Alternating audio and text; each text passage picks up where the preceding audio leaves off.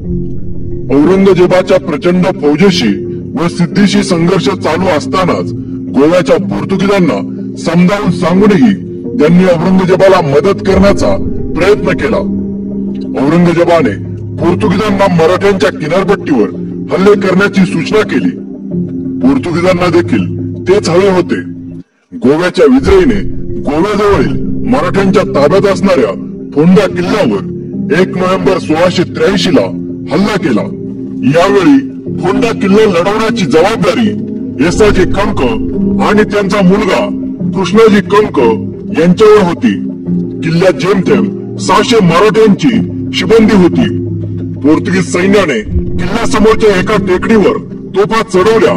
या फिरंगी तोफा लांब पल्ल्याच्या होत्या। या टेकडीवरूनच ते मराठ्यांच्या फोंडा किल्ल्यावर तोफगोळे डागत होते। त्याचबरोबर पोर्तुगीज सैनिक गोळ्या सुद्धा चालवत होते। रात्रंदिवस किल्ल्यावर तोफांचा मारा चालू होता, परंतु किल्ल्यातील मावळे निधड्या छातीने तोंड देत उभे होते। उभा अभेद्य तटबंदीचा किल्ले फोंड्याचा एकही चिराव ढळत नसल्याचे पाहून विजयीने तोफा किल्ल्याजवळ रस्त्यावर आणून तेथून मारा सुरू केला आणि अखेर किल्ल्याची चिरेबंदी तटबंदी ढासळली। पोर्तुगीज सैन्य ढासळलेल्या तटबंदीतून आत शिरण्याचा प्रयत्न करू लागले।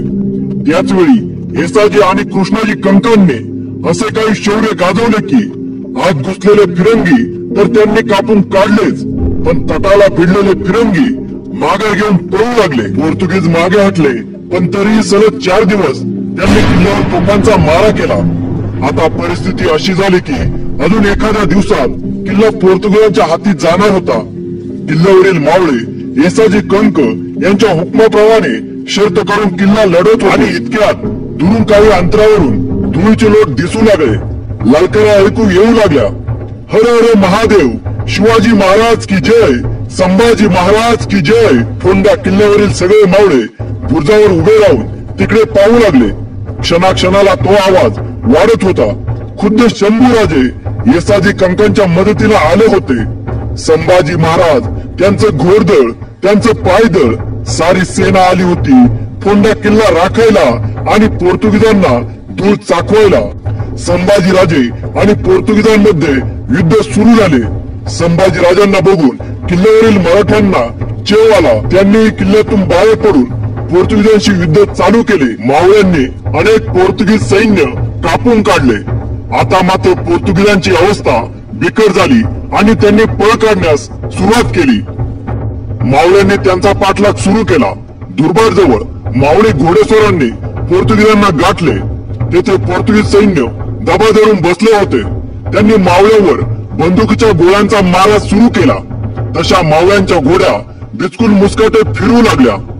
ते पाहून येसाजी पुत्र कृष्णाजी कंक पोर्तुगीजांवर चालून गेले। त्यांनी शत्रूचे मोर्चे पार विस्कळीत करून टाकले।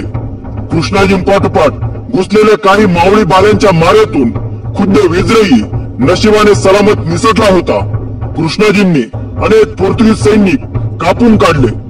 एवढ्यात रक्ताने नालेल्या मोर्चा मागून मोर्चे फोडत चाललेल्या पोर्तुगीजांच्या नाकात दम आणणाऱ्या कृष्णाजी कंक यांना गोळी लागली आणि मावळचा पराक्रमी पुरुष घोड्यावरून खाली कोसळला। येसाजी कंक ही जायबंदी झाले। आता दोन्हीकडचा मारा कमी झाला। पोर्तुगीज सैन्याचा पार धुराळा उडाला होता। संभाजी महाराजांना विजय मिळाला होता। या युद्धात येसाजी कंक आणि कृष्णाजी कंक या पिता पुत्रांनी पराक्रमाची शर्त केली। फिरंगी कापून काढले। दोघांच्या अंगावर अशी एकही जागा नव्हती की तेथे जखमा झाल्या नव्हत्या। त्या जखमा स्वतः संभाजी राजांनी पाहिल्या आणि त्यांनी दोघांनाही आपल्या गावी जाण्याची आज्ञा दिली। परंतु कृष्णाजी कंक यांच्या जखमा फुटून त्यांचा मृत्यू झाला।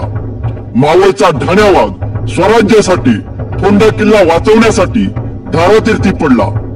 स्वराज्यासाठी लढताना आपल्या जीवाचाही विचार न करणाऱ्या मावळातल्या या मर्द मराठ्यांना मानाचा मुजरा